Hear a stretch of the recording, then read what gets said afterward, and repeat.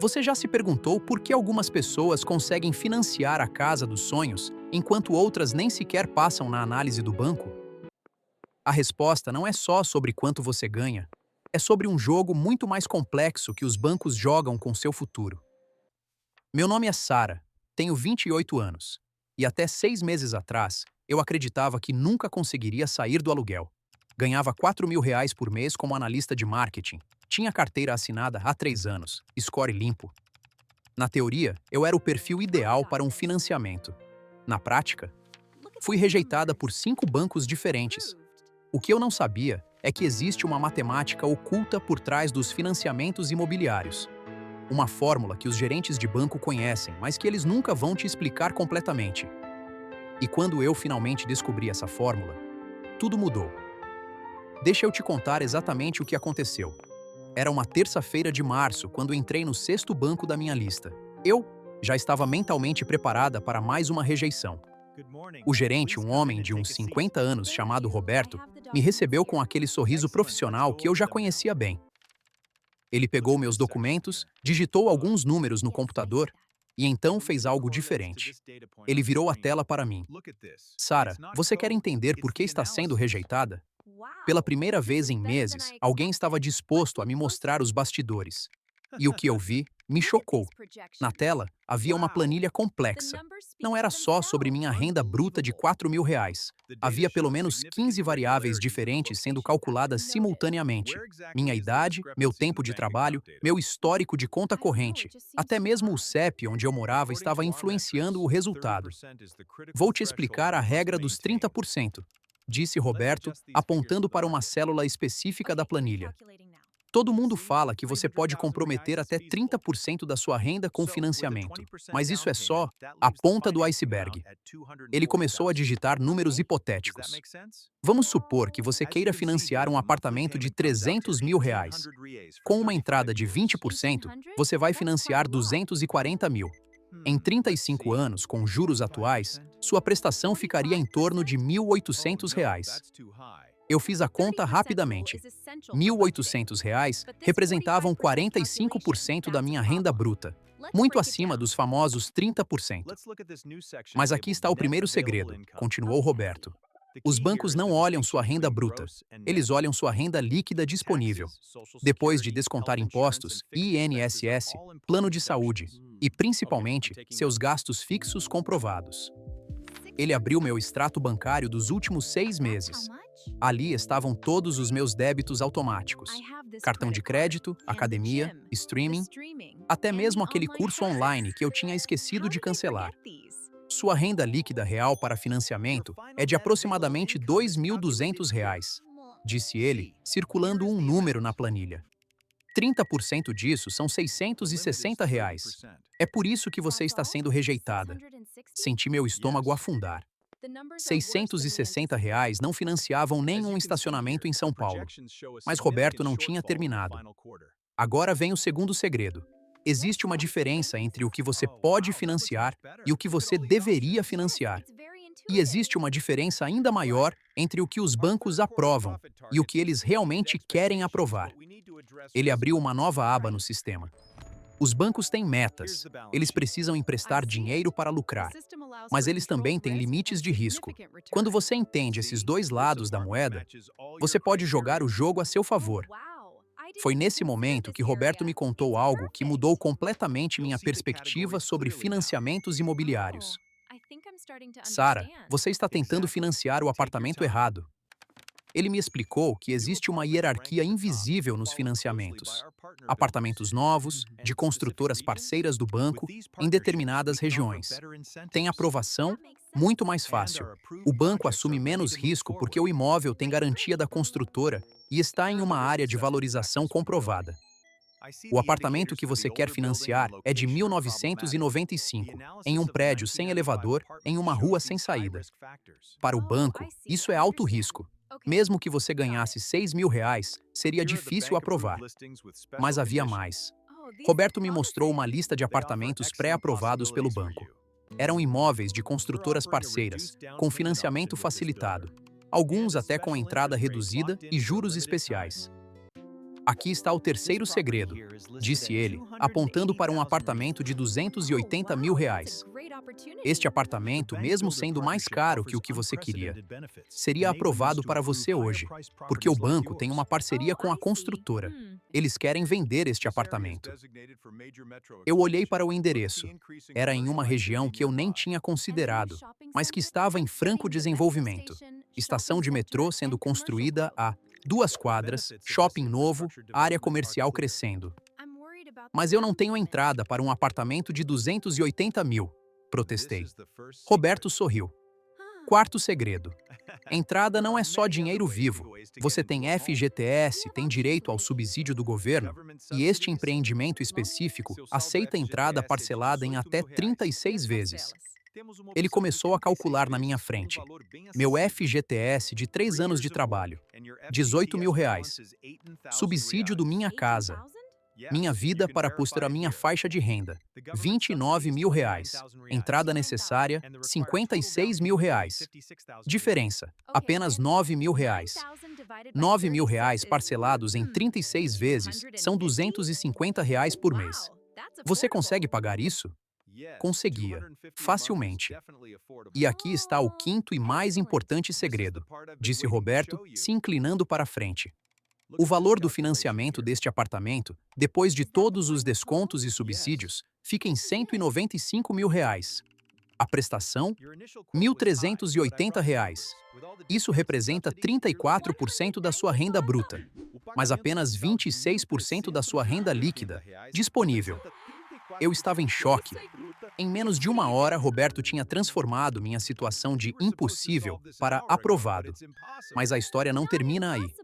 3 dias depois, eu estava visitando o apartamento. Eram 2 quartos no 10º andar, com vista para um parque. Acabamento impecável, área de lazer completa, 2 vagas de garagem. Era objetivamente melhor que qualquer coisa que eu tinha considerado antes. Mas enquanto eu caminhava pelos cômodos vazios, uma pergunta martelava na minha cabeça. Por que nenhum dos outros 5 bancos me explicou isso? Foi aí que eu entendi o sexto e mais perturbador segredo. Os bancos não querem que você entenda o sistema. Eles preferem que você chegue desesperado, disposto a aceitar qualquer condição. Quando você não entende as regras do jogo, você aceita juros mais altos, prazos piores, seguros desnecessários. Roberto era diferente porque ele estava próximo da aposentadoria. Ele não dependia mais das comissões. Ele podia se dar ao luxo de ser honesto. A maioria dos meus colegas teria te oferecido um crédito pessoal para completar a entrada do primeiro apartamento, me confessou. Juros de 3% ao mês, prazo de 5 anos. Você sairia pagando quase o dobro do valor do imóvel. Isso me fez pensar em quantas pessoas caem nessa armadilha.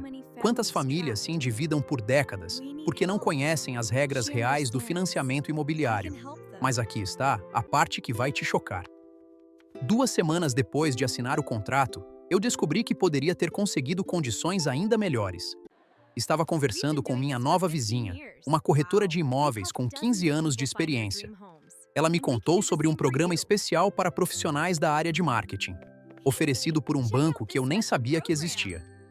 Sara, você poderia ter conseguido juros 0,5% menores e prazo de até 40 anos, disse ela, folheando um catálogo de produtos bancários. Seu perfil se encaixa perfeitamente no programa Profissionais do Futuro. Senti uma mistura de alívio e frustração. Alívio porque mesmo assim eu tinha conseguido um bom negócio. Frustração porque percebi que ainda havia camadas do sistema que eu não conhecia. Foi aí que eu decidi me aprofundar no assunto. Passei os próximos 3 meses estudando financiamentos imobiliários como se fosse minha profissão. Li contratos, conversei com corretores, entrevistei gerentes de banco, analisei planilhas de juros e descobri algo que mudou minha vida. O sistema bancário brasileiro tem mais de 200 produtos diferentes de financiamento imobiliário. Cada banco oferece pelo menos 15 modalidades distintas. Existem programas específicos para professores, médicos, engenheiros, servidores públicos, jovens, idosos, pessoas com deficiência, moradores de determinadas regiões. A maioria das pessoas conhece apenas o financiamento tradicional pelo sistema de amortização constante. Mas Existem modalidades que podem reduzir sua prestação em até 40%, dependendo do seu perfil. Existe financiamento com carência de até 2 anos. Financiamento com prestações que diminuem com o tempo. Financiamento vinculado à poupança, que pode zerar sua dívida em 15 anos ao invés de 35. Mas aqui está o mais impressionante. Existe um programa do governo que pode subsidiar até 90% do valor do seu imóvel, se você se encaixar em critérios específicos. E esses critérios são muito mais amplos do que você imagina. 6 meses depois de me mudar para meu apartamento, eu ajudei minha irmã a conseguir o financiamento dela. Ela ganha R$ 2.800 como professora, tem 2 filhos, e achava que nunca conseguiria sair do aluguel. Usando tudo que eu tinha aprendido, conseguimos um financiamento de R$ 180 mil com prestação de R$ 890. Como? Programa especial para educadores, subsídio para mãe solo, FGTS dela e do ex-marido, e um apartamento em um empreendimento, do programa Casa Verde e Amarela. Ela chorou quando assinou o contrato. Mas a história que mais me marcou foi a do seu João, porteiro do meu prédio. Seu João tem 52 anos, ganha um salário mínimo e meio, e sempre sonhou em ter uma casa própria. Ele achava que era impossível. Quem ganha pouco não consegue financiar nada, dizia ele. Eu passei uma tarde inteira explicando para ele sobre o programa de habitação rural. Seu João tinha nascido no interior. Seus pais tinham sido pequenos agricultores. Isso o qualificava para um programa especial que financia casas de até R$ 130 mil, com juros de 2% ao ano. 2 meses depois, seu João estava com as chaves de uma casa de 2 quartos em uma cidade a 80 quilômetros de São Paulo. A prestação? R$ 380 por mês. Menos do que ele pagava de aluguel para um quarto. Essas experiências me fizeram entender algo fundamental sobre o sistema financeiro brasileiro. Não é que seja impossível conseguir financiamento. É que o sistema é deliberadamente complexo, para manter a maioria das pessoas de fora. Os bancos lucram mais com pessoas desesperadas que aceitam qualquer condição. Eles não têm interesse em educar o cliente sobre todas as opções disponíveis. Mas quando você entende as regras, quando você conhece seus direitos, quando você sabe exatamente qual programa se encaixa no seu perfil, o jogo muda completamente. Então, voltando à pergunta original, quanto você precisa ganhar para financiar um imóvel? A resposta verdadeira é: depende. Depende de onde você quer morar, que tipo de imóvel você quer, qual banco você procura, que programas você conhece e, principalmente, como você se prepara para a negociação. Eu conheci pessoas que ganham R$ 10 mil e foram rejeitadas, e conheci pessoas que ganham R$ 2 mil e conseguiram financiar apartamentos de 200 mil. A diferença não está na renda, está no conhecimento. Mas existe uma fórmula básica que você pode usar como ponto de partida. Para financiamentos tradicionais, você precisa de uma renda líquida disponível de pelo menos 3 vezes o valor da prestação. Se a prestação é R$ 1.000, você precisa de uma renda líquida disponível de R$ 3 mil. Renda líquida disponível é sua renda bruta, menos impostos, menos gastos fixos comprovados, menos uma margem de segurança de 20%. Para um apartamento de R$ 300 mil, com entrada de 20%, financiado em 35 anos, você precisaria de uma renda bruta de aproximadamente R$ 5.500. Mas, e aqui está o ponto crucial, essa é apenas a fórmula tradicional. Existem dezenas de outras modalidades que podem reduzir drasticamente essa necessidade. Se você está pensando em financiar um imóvel, aqui estão as 5 coisas mais importantes que você precisa fazer. Primeiro, organize sua vida financeira pelo menos 6 meses antes de procurar financiamento. Quite dívidas em atraso, quite o nome se necessário. Mantenha sua conta corrente sempre positiva. Segundo, pesquise todos os programas disponíveis para o seu perfil. Não se limite ao banco onde você tem conta. Cada banco tem parcerias e programas diferentes. Terceiro, considere imóveis em regiões em desenvolvimento, não apenas onde você quer morar hoje. O transporte público está se expandindo. Novas regiões estão sendo valorizadas. Quarto, use todos os recursos disponíveis. FGTS, subsídios governamentais, programas especiais da sua categoria profissional.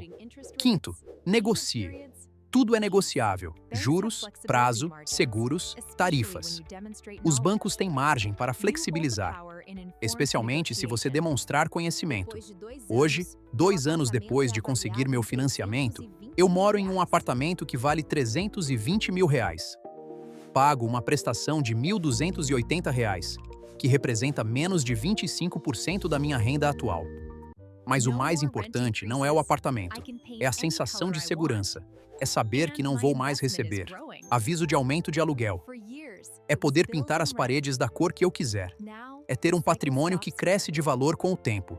E, principalmente, é saber que eu quebrei um ciclo. Meus pais pagaram aluguel a vida inteira. Eu não vou.